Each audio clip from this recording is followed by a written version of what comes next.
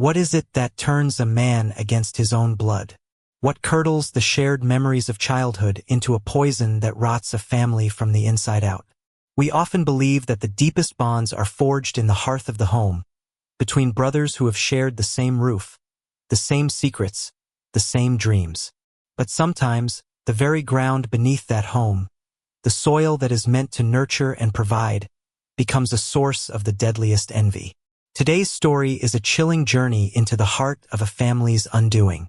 It's a tale of two brothers, a parcel of land, and a simmering rage that was allowed to fester in the shadows until it erupted into an act of unimaginable violence. This is a reminder that the most monstrous acts are often committed not by strangers, but by those we once loved. Before we descend into this harrowing account, if you appreciate deep dives into the complexities of human nature and stories that explore the line between right and wrong, sanity and madness, then please take a moment to subscribe to our channel and hit the notification bell.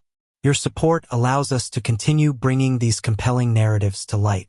Now, settle in as we travel to a quiet, forgotten corner of the countryside, where the seeds of a massacre were sown in the rich, dark earth of a family farm. The air on the Blackwood farm always seemed to hang a little heavier, a little richer than anywhere else. It was a tapestry woven from the sweet scent of hay curing in the August sun, the damp, loamy perfume of the tilled earth by the river, and the distant, animal musk of the dairy herd. For generations, this land had been the lifeblood of the Blackwood family. It was a legacy of sweat, toil, and an unshakable connection to the seasons. But legacies, like the ancient oaks that bordered the property, could cast long, dark shadows, and in the summer of that fateful year, the shadows on the Blackwood farm had grown menacingly long. The tension was a living thing at the annual family barbecue, a ghost at the feast that no amount of forced laughter or cheap beer could exorcise. Coiled in the space between the two brothers, Daniel and Caleb Blackwood. Daniel, the elder by 6 years, stood by the grill, a man built in the sturdy, reliable image of his father and grandfather before him. His hands, calloused and capable, expertly flipped burgers while he chatted with neighbors, his voice a low, easy rumble. He was the picture of contentment. A loving wife, Sarah, who sat on the porch swing with their 2 children, 8-year-old Lily and 6-year-old Thomas. A thriving farm that was the envy of the county, and the quiet respect of his community. He was the solid oak, rooted and unyielding. Caleb, the younger, was a stark contrast. He was leaner, with a restless energy that seemed to be constantly humming just beneath his skin. He stood apart from the main group, nursing a bottle of beer, his eyes scanning the property not with the pride of a native son, but with the sharp, assessing gaze of a prospector. His gaze always snagged on the same place. The stretch of land to the west, the 50 acres known as Riverbend. It was the farm's choicest parcel, where the topsoil was black and deep, and the creek provided natural irrigation, making it lush and green even in the driest of summers. It was Daniel's land. And in Caleb's mind, that was the root of every injustice, every failure, every bitter disappointment in his life. The dispute was as old as their father's will. Thomas Blackwood Sr., a man who valued pragmatism above all else, had seen Daniel as the natural heir to the farm's core operations. He had the temperament, the work ethic, the soul of a farmer. To him, he left the main farmhouse, the barns, and the 300 acres of land that constituted the working farm, including the coveted Riverbend plot. To Caleb, a boy who had always been more interested in sketching blueprints in the dirt than driving a tractor, he had left the old southern parcel rockier, less fertile land and a substantial sum of money, intended as a nest egg for whatever future he chose to build away from the farm. A man should follow his own path, the will had stated, a sentiment their father had repeated often. But Caleb hadn't seen it as a gift of freedom. He'd seen it as a verdict. He was judged unworthy of the family's true legacy. The money, which he had burned through in a series of ill-advised business ventures, a failed construction company, a disastrous investment in a local diner, felt like a consolation prize, a pittance to buy his silence while Daniel inherited the crown jewels. He had sold the southern parcel years ago to cover his debts, a fact that remained a sore point in the family. Now, at 34, he lived in a modest rented house in town, working a grueling, dead-end job at the local lumber mill, a constant, whining buzz of machinery serving as the soundtrack to his simmering resentment. Every visit to the farm was a fresh torment. He saw the new, state-of-the-art tractor Daniel had bought, the gleaming paint a testament to a profitable year. He saw the laughter of his niece and nephew as they ran through fields he believed should have been his, their childish joy a grating insult to his own barren life. He saw Sarah, looking at Daniel with a love and pride that Caleb felt he had been denied by fate, by his father, and most of all by his brother. "Everything all right, Cal?" Daniel's voice broke through his reverie. He had walked over, wiping his hands on a rag tucked into his jeans, his face open and friendly, yet with a subtle weariness in his eyes that spoke of years of navigating his brother's moods. Caleb took a long pull from his beer, deliberately avoiding his brother's gaze. "Just peachy," he muttered, his eyes fixed on Riverbend. "Enjoying the view. You can almost smell the money growing over there." Daniel sighed, the cheerful host persona falling away for a moment. "Don't start, Cal. Not today. It's a party." "A party to celebrate all this?" Caleb said, making a sweeping gesture with his bottle that encompassed the house, the land, the children laughing on the swing. "The kingdom. Must be nice." "It's not a kingdom. It's a farm. And it's hard work, you know that," Daniel replied, his voice firm but patient. He had had this conversation 1,000 times. "Dad gave you a good start. A better start financially than I got. I got the land and the debt that came with it. You got cash free and clear. I got a pat on the head and a shove out the door," Caleb sneered. "You got the soil, the real wealth. You can't build a future on a pile of cash that dwindles. You build it on land. On this land." He finally looked at Daniel, his eyes narrowed. "He gave you the heart and left me the scraps. That's not true, and you know it. The southern parcel was 100 acres. 100 acres of rock and clay, and I had to sell it to clean up my messes, didn't I? While you got to sit here on the black gold of Riverbend, getting richer every year." The argument was escalating, the familiar script playing out once again.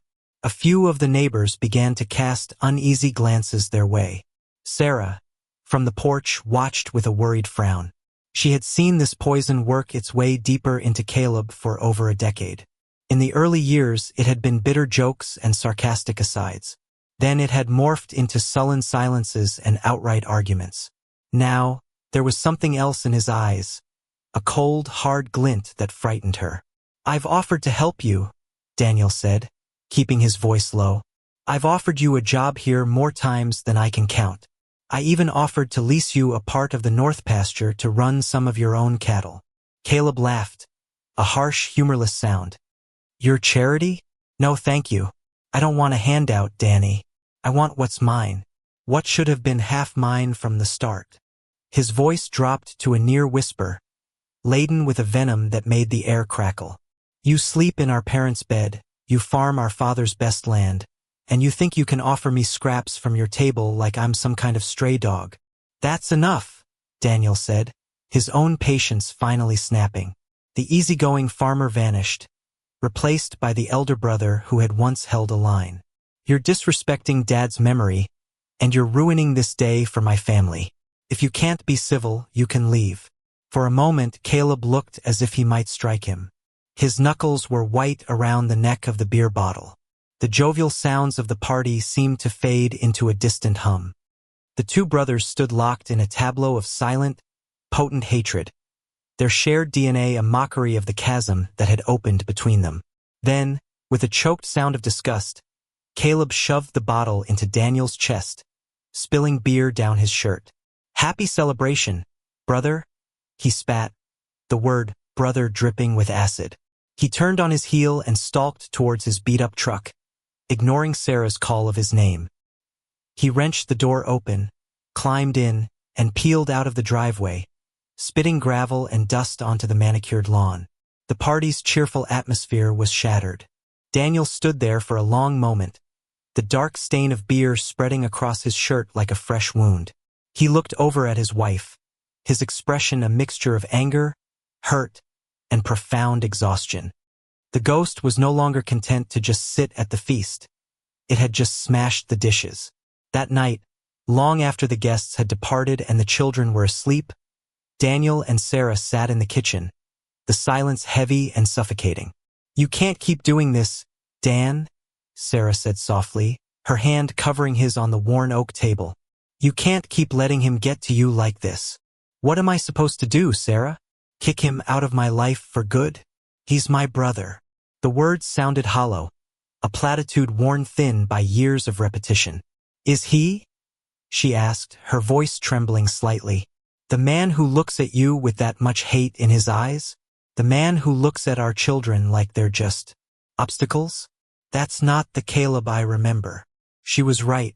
He remembered a different Caleb, a scrawny kid who used to follow him everywhere, who believed Daniel could fix any broken toy and fend off any monster under the bed. They had spent their childhoods roaming these very fields together, building forts in the hayloft, fishing for crawdads in the creek that now served as the bitter line of demarcation. Where had that boy gone? When had the admiration in his younger brother's eyes curdled into such raw, corrosive envy? He traced the grain of the tabletop with his thumb. "It's the land. It's always been the land." He thinks it's some kind of magic key to happiness. He doesn't see the mortgage payments.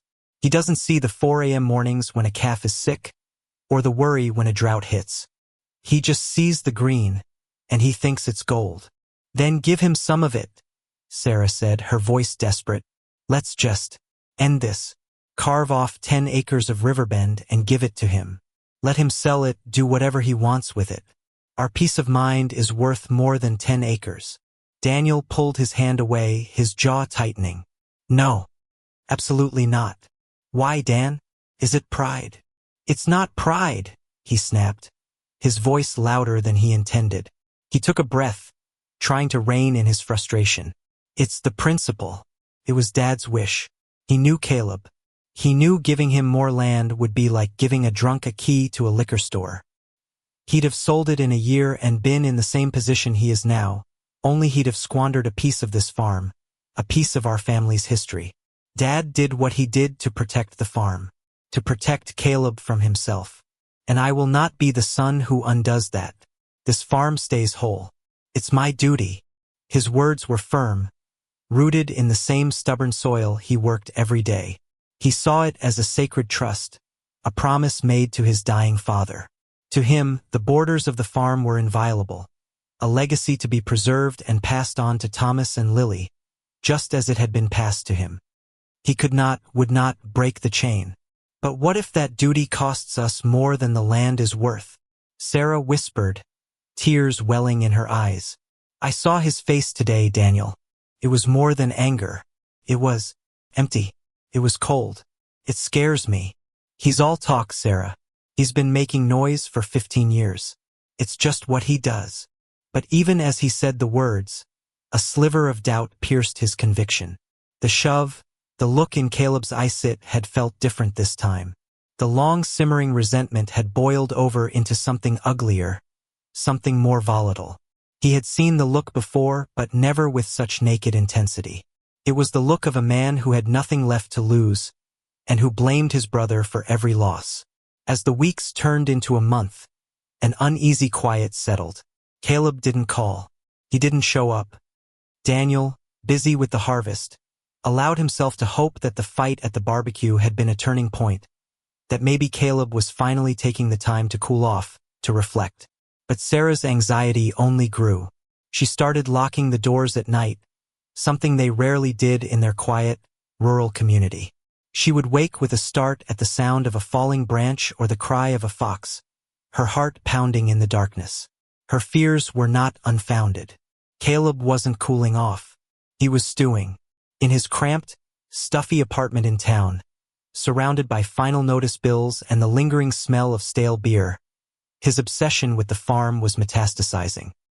He spent his nights staring at a county plat map he'd tacked to his wall, the lines of the Blackwood property etched into his brain.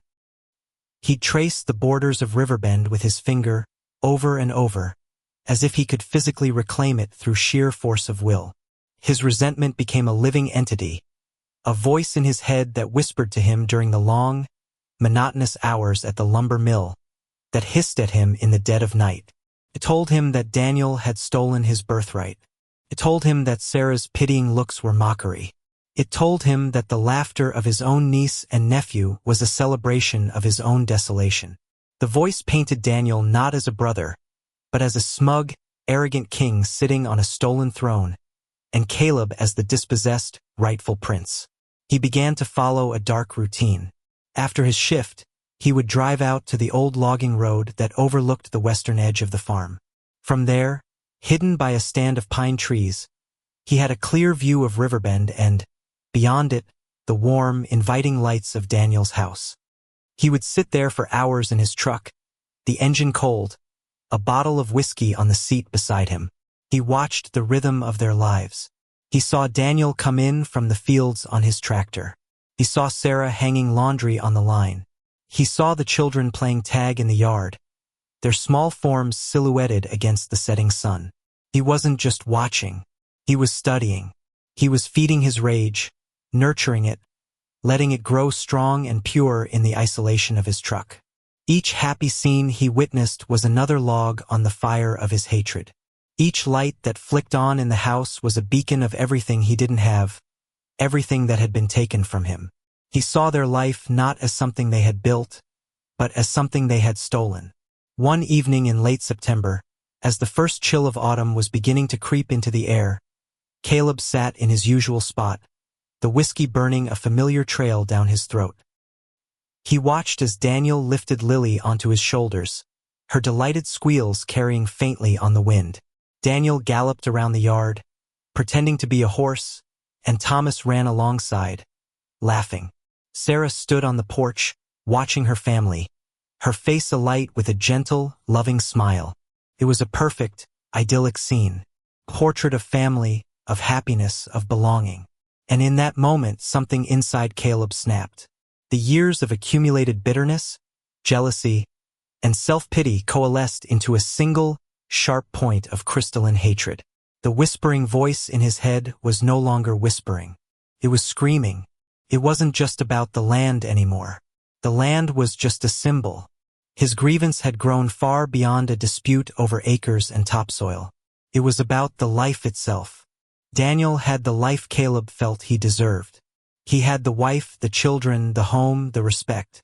He had everything. And the only way to right that cosmic injustice, the screaming voice told him, was not to reclaim a piece of it. The only way was to burn it all to the ground. He took a final, deep swallow of whiskey, the fiery liquid doing nothing to warm the profound, icy cold that had settled in his soul. He started the truck, the engine's roar unnaturally loud in the twilight stillness. As he drove away from his hidden vantage point, he wasn't looking at the road. His eyes were fixed on the rearview mirror, on the shrinking image of the warm, glowing house. It was no longer a home to him. It was a target. The simmering had stopped. The pot had begun to boil. The autumn that followed the disastrous barbecue was a season of decay, not just in the natural world, but within the fractured soul of the Blackwood family. The vibrant greens of summer bled into the bruised purples and dying yellows of fall, and the air grew thin and sharp, carrying with it a palpable sense of foreboding.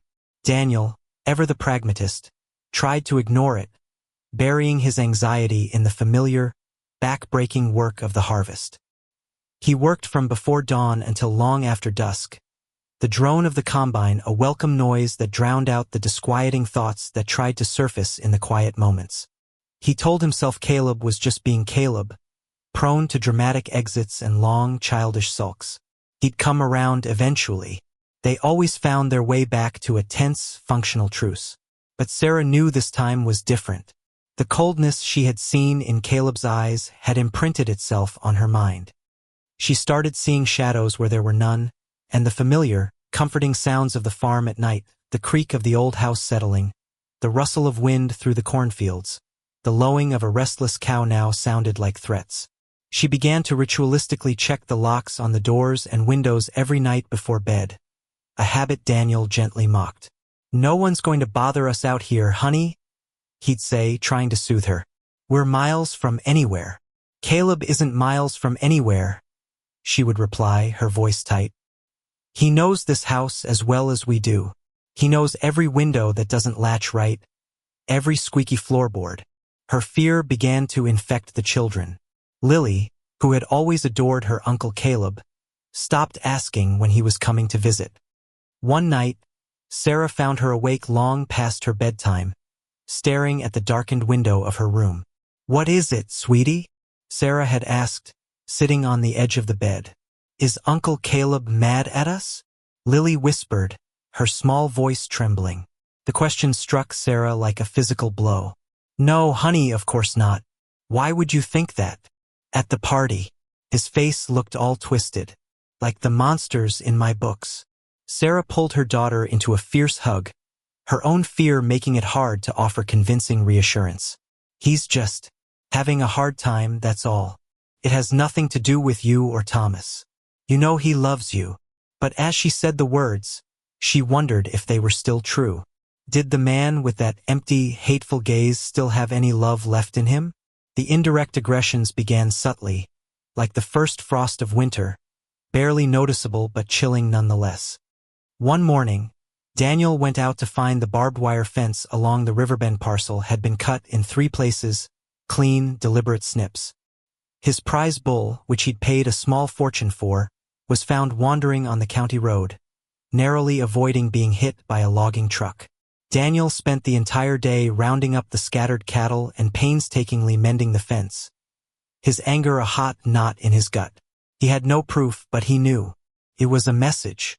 A week later, the water from their well pump began to run cloudy and smelled faintly of diesel. He had to have the whole system flushed and tested, costing him time and money he couldn't afford to lose during harvest season. He called the sheriff, a portly, slow-moving man named Bill Haskins who had known the Blackwood boys since they were in diapers. "Now, Dan, you got any proof it was Caleb?" Haskins asked, peering into the well housing as if the culprit might be hiding inside. "Who else would it be?" Daniel retorted, his frustration making his voice sharp. "Who else has a grudge against me? He's been stewing about that land for 15 years.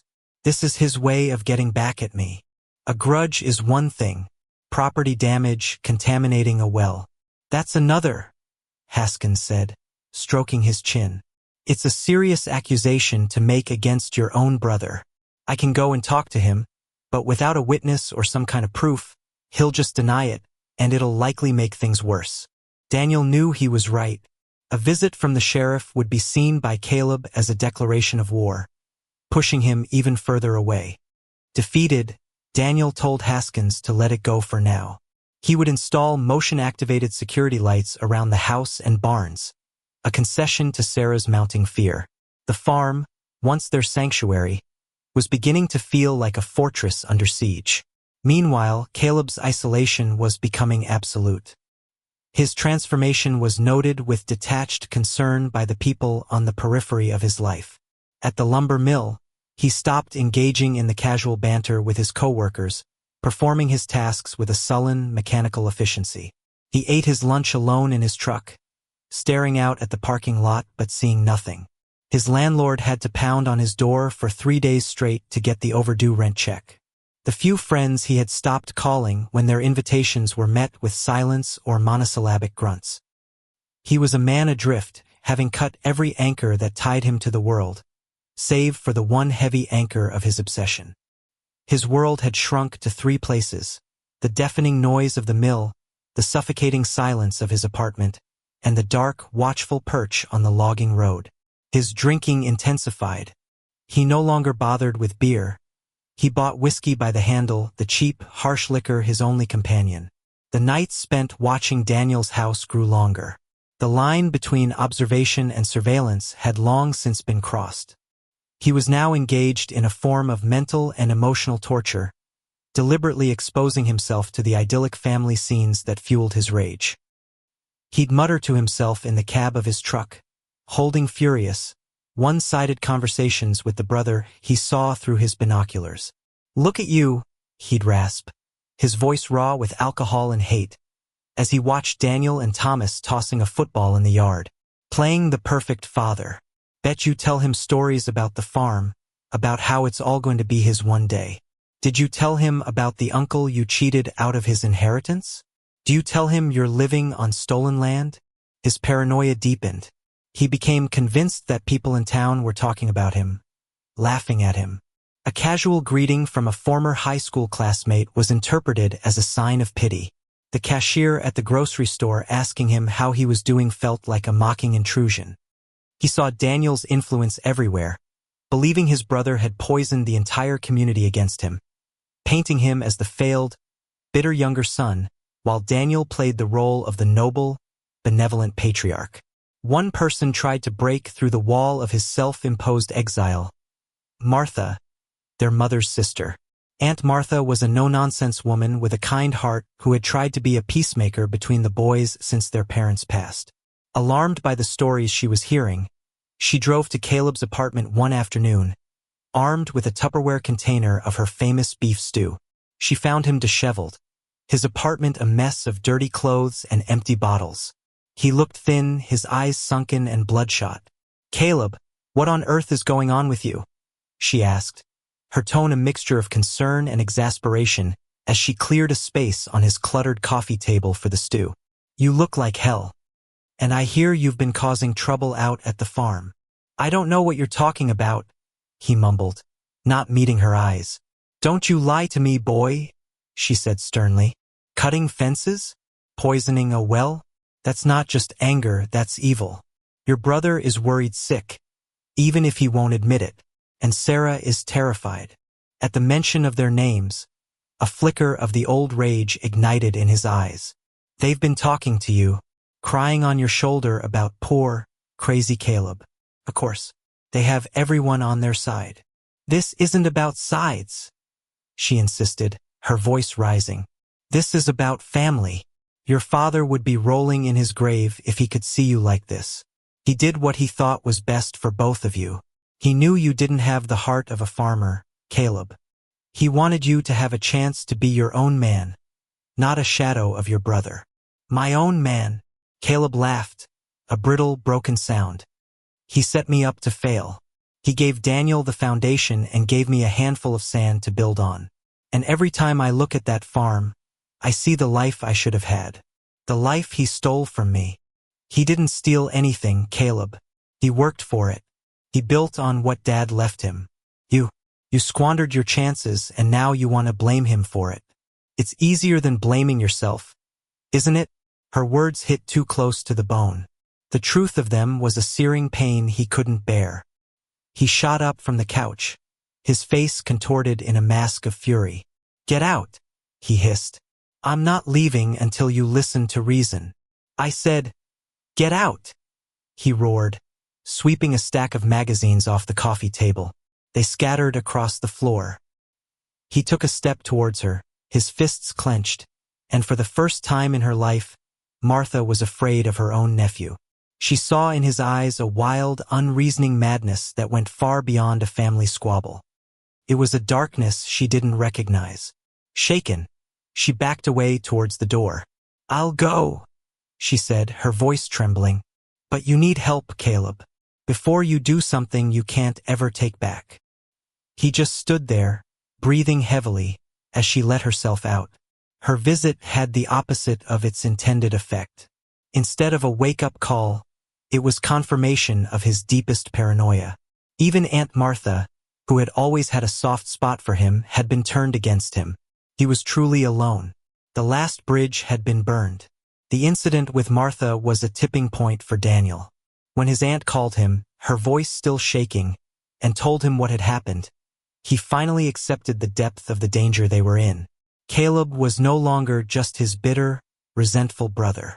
He was unstable, unpredictable, dangerous. That weekend, Daniel drove into the nearest city and bought a shotgun. He brought it home and showed Sarah how to use it, his hands methodically loading and unloading the shells, his face grim. The act of bringing a weapon into their home for protection against his own brother felt like a profound and tragic failure. The argument was no longer about land or money or principle. It was about survival. He stored the gun in their bedroom closet, hoping they would never have to use it, but the cold, heavy weight of it was a constant presence in the house. As winter approached, the landscape outside mirroring the desolate state of Caleb's mind. He made his final, critical move. He emptied his meager bank account. At a gun show in a neighboring state, a place where questions were seldom asked and sales were quick, he paid cash for a semi-automatic rifle and several high-capacity magazines. The weapon felt strangely natural in his hands, its cold, hard purpose a perfect match for the icy resolve that had formed in his heart. It was a tool, and he knew exactly how he was going to use it. His nightly vigils on the logging road now had a different quality. He was no longer just an observer. He was a predator studying his prey. He memorized the layout of the house, the timing of their routines. He knew which light meant the children were being put to bed. He knew which window belonged to the master bedroom. He knew the path from the tree line to the back porch was obscured from the road. He was no longer just dreaming of revenge. He was planning its execution with a chilling, meticulous clarity. The final confrontation, the one that irrevocably sealed their fate, happened 2 weeks before Christmas. A light snow had fallen, dusting the world in a deceptive blanket of peace and tranquility. Sarah had taken the children into town for a holiday festival, leaving Daniel to finish some work in the barn. She was driving back up the long, winding lane to the house when she saw Caleb's truck parked near the mailbox, blocking the way. Her heart leaped into her throat. Caleb got out of his truck and walked towards her car. She immediately locked the doors, her hands trembling.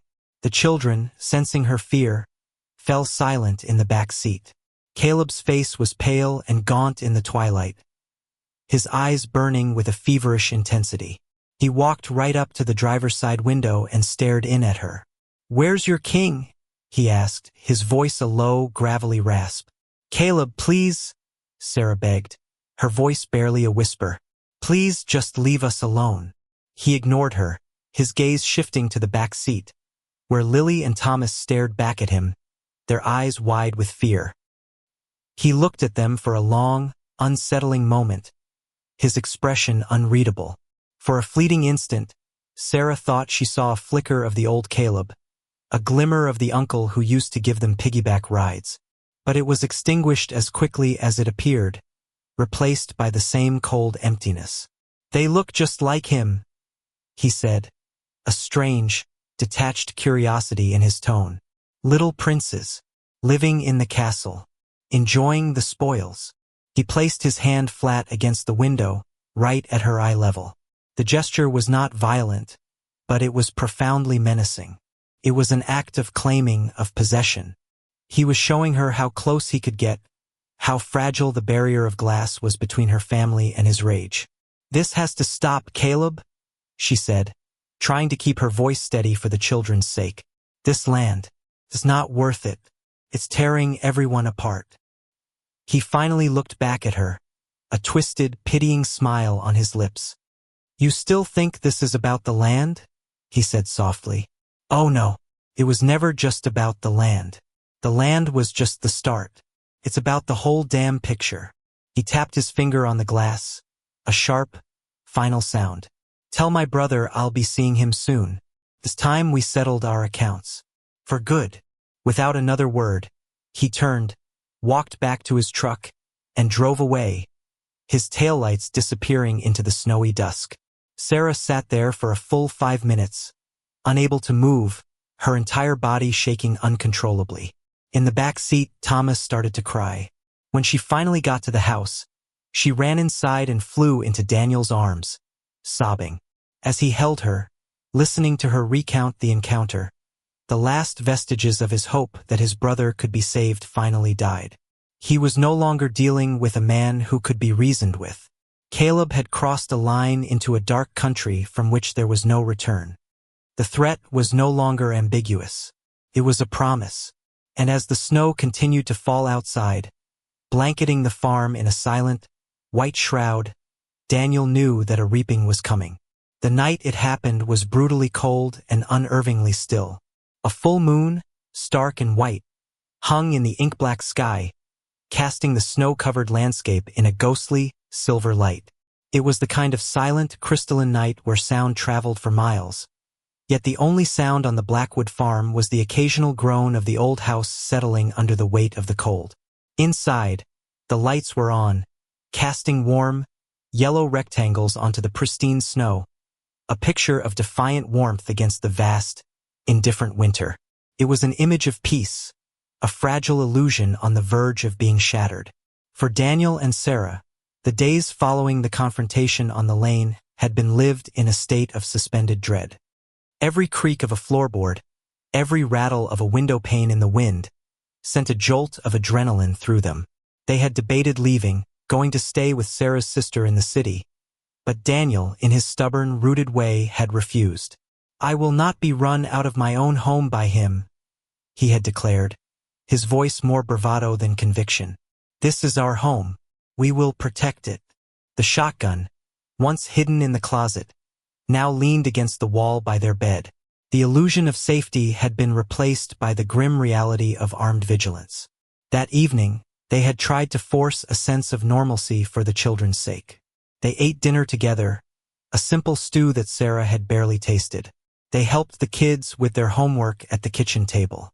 Daniel read Thomas a chapter from his favorite adventure book, his voice a low, steady rumble that was meant to be reassuring but was strained with the effort.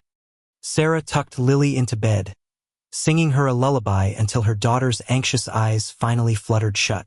They were acting out the motions of their life, a pantomime of a family that was not living under a death sentence. By 10 o'clock, the children were asleep upstairs. Daniel was in his armchair in the living room, ostensibly reading the Farmer's Almanac but really just staring at the same page, his ears tuned to the night. Sarah was in the kitchen, ostensibly washing the last of the dinner dishes but really just staring out the window above the sink, her gaze sweeping the moonlit yard and the dark, imposing line of trees beyond. The silence between them was thick with unspoken fear. And then they heard it. The sound was faint at first, but sharp and unnatural in the profound quiet. The crunch of tires on the frozen gravel of the lane. It wasn't the sound of a passing car on the distant county road. This was close. Daniel and Sarah looked at each other, their eyes wide. Their shared thought was a silent scream, "He's here." Daniel was on his feet in an instant, his heart hammering against his ribs. "Get upstairs," he whispered, his voice hoarse. "Lock the bedroom door. Call 911. Go." He raced to the bedroom, grabbed the shotgun, and fumbled to load 2 shells into the chamber, his hands slick with sweat. Sarah was already on the stairs, her cell phone in her hand, her other hand pressed to her mouth to stifle a sob. Daniel moved to the living room window, peering cautiously through a crack in the curtains. He saw the familiar, battered shape of Caleb's truck. It was parked 100 yards from the house, its engine and lights off. And then he saw the figure. Caleb, a dark silhouette against the bright snow, was walking towards the house. He wasn't running or trying to be stealthy. He was walking with a slow, deliberate, unhurried pace, like a man with an appointment to keep. In his hands, he carried something long and dark. The rifle. Panic, cold and absolute, seized Daniel. This wasn't a drunken confrontation on the porch. This was an invasion. He backed away from the window, his mind racing. The front door was solid oak with a deadbolt. The windows were old, but they were locked. He can't just walk in, Daniel thought, the thought a desperate prayer. The prayer went unanswered. The first sound was the shattering of glass. Caleb hadn't bothered with the door. He had used the butt of his rifle to smash the large window of the mudroom at the back of the house. The noise was like a cannon shot in the stillness, followed by the tinkling cascade of glass falling onto the linoleum floor. "Daniel!" Sarah shrieked from upstairs. "Stay in the room. Lock the door!" he yelled back, his voice cracking. He could hear her frantically talking to the 911 operator. "They're too far away," a voice of despair whispered in his mind. "It'll take them 20 minutes to get here." He heard the crunch of Caleb stepping through the broken window frame into the mudroom. He was inside. Daniel flattened himself against the wall in the hallway that led from the kitchen to the living room, the shotgun held tight to his shoulder, its cold stock a poor comfort. His breath came in ragged, shallow gasps. This was his brother, his little brother, and he was going to have to kill him. He could hear Caleb moving through the kitchen. He wasn't rushing. The footsteps were calm, measured. The sound was terrifying in its composure. It was the sound of a man who was completely certain of his purpose. "Danny!" Caleb's voice called out, eerily conversational. It was the voice of their childhood, but stripped of all warmth, all emotion. It was a hollow echo. "Come on out, Danny. Time to pay up." Daniel didn't answer. He held his breath, listening. He could hear the faint sound of his own blood roaring in his ears. He prayed the children would stay asleep, that they wouldn't make a sound. A floorboard creaked in the kitchen. He was getting closer. Daniel's finger tightened on the trigger. He braced himself, ready to swing around the corner of the hallway and fire. Just let me see him, he thought. One shot. It'll all be over. But Caleb was smarter than that. He knew the layout of this house as well as Daniel did. Instead of coming down the hallway, he fired a single, deafening shot from the rifle. The bullet tore through the drywall just inches from Daniel's head, showering him with plaster dust and the acrid smell of gunpowder. The roar of the high-powered rifle inside the confines of the house was concussive, a physical blow that left his ears ringing. Daniel flinched back, stunned. The shot wasn't meant to hit him. It was meant to pin him down, to announce the overwhelming power Caleb now wielded. In that moment of hesitation, Caleb moved. He didn't go towards Daniel. He went for the stairs. A new, more terrible wave of panic washed over Daniel, eclipsing his own fear for his life. "No!" he screamed, a raw, primal sound of pure terror. "Caleb, no. Not them. It's me you want. It's me." He broke from cover and ran towards the foot of the stairs, but he was too late. Caleb was already halfway up, taking the steps two at a time. He turned his head and looked down at Daniel, and in the dim light of the hallway, Daniel saw his brother's face. It was a blank mask.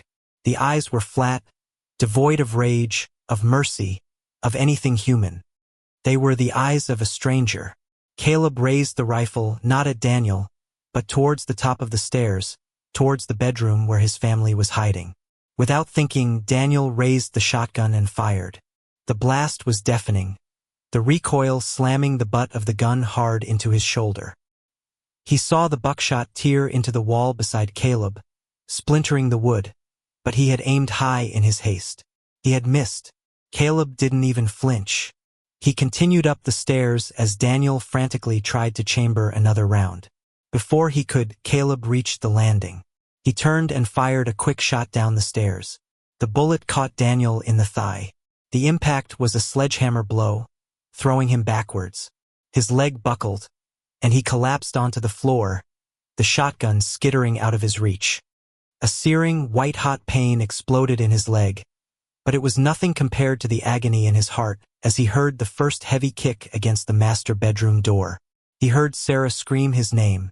He heard the splintering of wood. He pushed himself up, trying to crawl towards the fallen shotgun, his leg a useless, burning weight. Blood was pouring onto the floorboards. A second kick, and the bedroom door burst open. Daniel heard Sarah's terrified pleading, her voice begging for her children's lives. "Please, Caleb, they're just babies. Please." Then came the flat, methodical, ear-splitting crack of the rifle. Once, twice, followed by a choked sob from Sarah, and then a third shot, and then silence. A silence more profound and horrifying than any sound Daniel had ever heard. It was the sound of the end of his world. A guttural, animal wail of anguish tore itself from his throat. He lay on the floor, helpless, bleeding, listening to the silence from upstairs. The silence that contained the unthinkable. He heard footsteps. Thomas, his 6-year-old son, woken by the terrible noise, had opened his bedroom door. "Mommy?" he called out, his small voice trembling with sleep and fear. "Daddy? What was that bang?" From his position on the floor, Daniel saw Caleb appear at the top of the stairs. He looked down, saw Daniel lying in a pool of his own blood, and then turned his gaze towards the sound of his nephew's voice. "Caleb, no!" Daniel screamed, the words shredded by despair. "God, no! Not the boy! Take me, please. But Caleb was no longer Caleb. He was an instrument of pure, nihilistic destruction. He walked calmly, deliberately into Thomas's room. Daniel heard his son let out a small, confused cry. And then he heard the final, terrible crack of the rifle. It was over. Everything was over. The silence that descended upon the house was absolute, a heavy, suffocating blanket of death. Daniel lay there, the pain in his leg a distant, irrelevant sensation. His mind had detached, unable to process the magnitude of the horror. He stared at the ceiling, at the familiar water stain that looked vaguely like a map of Africa, and waited. He heard Caleb's footsteps coming back down the stairs, slow and even. He didn't bother to reach for the shotgun. What was the point? Caleb appeared at the foot of the stairs and looked down at him. His face was still a blank, emotionless mask. There was no triumph, no satisfaction. There was nothing. He had hollowed himself out, and in doing so had hollowed out the world. He raised the rifle, the dark, round opening of the barrel pointing directly at Daniel's head. Daniel looked into his brother's empty eyes, the eyes of the boy he had once built forts with, and saw not a flicker of recognition. "Why?" Daniel whispered, the single word a bubble of sound in the vast, dead silence. For the first time, a flicker of something crossed Caleb's face. It wasn't remorse. It wasn't pity. It was a faint, fleeting expression of confusion, as if the question itself was meaningless. He opened his mouth, but no words came out. He had no answer. The reason, the justification, the 15 years of festering rage had all burned away in the fire of his actions, leaving behind only the cold, empty ash of the deed itself. He lowered the rifle. He didn't kill Daniel. Perhaps it was a final, unknowable act of cruelty, to leave him alive in the ruins. Or perhaps he had simply run out of purpose. His mission was complete. He turned and walked back through the kitchen, his boots leaving bloody footprints on the floor. Daniel heard him step back through the shattered window of the mudroom and out into the cold night. He heard the truck door open and close. He heard the engine start. And then he heard the sound of the truck driving away, the crunch of the gravel fading into the terrible, permanent silence of the house. Daniel lay there, alone in the charnel house that had once been his home. He didn't cry. He didn't move. He just stared into the darkness, listening to the frantic, distant wail of sirens, a sound that was coming far, far too late. They were the only sound in a world that had been silenced forever. The land, the legacy, the rich, dark soil of the farm, it was all still there, but it would be forever soaked in the blood of the family it was meant to sustain. The reaping was complete.